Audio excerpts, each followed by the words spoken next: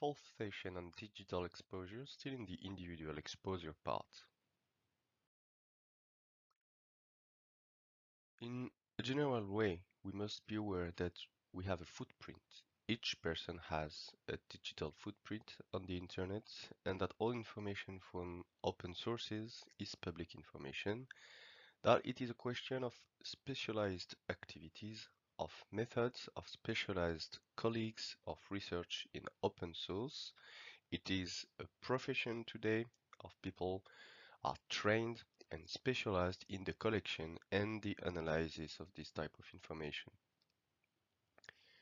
Open source can be free or for a fee. It can be specific databases that are sold, but it still makes it open source.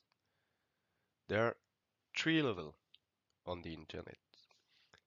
The first one is the classic web, the one we use every day with news website, specialized website, research website. We saw in the first module that we could search for confidential documents using a simple Google search, that we could find online cameras, online feeds, always using this Google search. Again, all these examples are available in the description part of this video.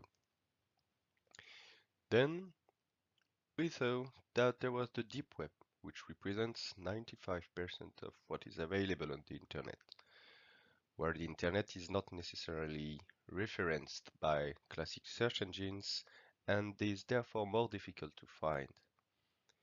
The deep web is made up of closed groups or non-indexed content, closed private forums, communities that are not publicly available.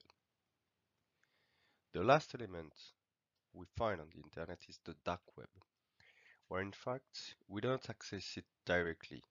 The internet is just a means to access it, a vector to access it, but we need other elements that we can download through the internet.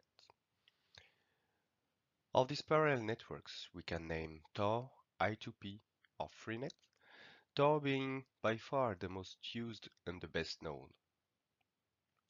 On these networks, we will find marketplaces where you can buy and sell all type of legal or illegal services. We'll also find systems for laundering cryptocurrencies, specific search engines, inventory of all the services that exist on the darknet.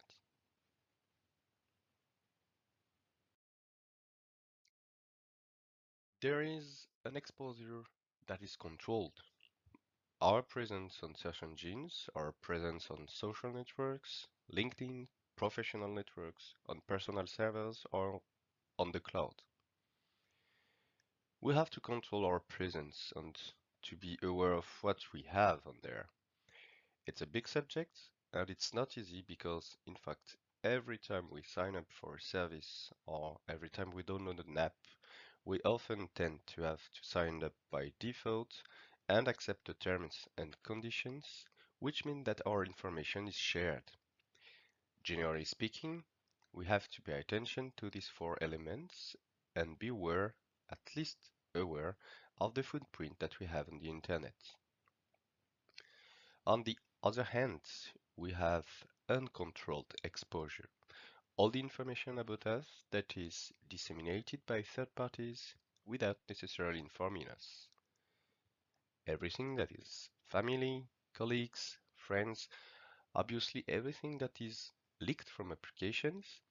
We will see a little later with Strava, the history of movement with Google Maps, for instance, all objects, remote control, security breaches, security flaws, and the manufacturer that we don't see and that are not known. Everything that is selling information on the darknet that we just saw before, our information may have been leaked without us being aware of it. And finally, the leak of stolen information on much more classic content like passbin, for instance.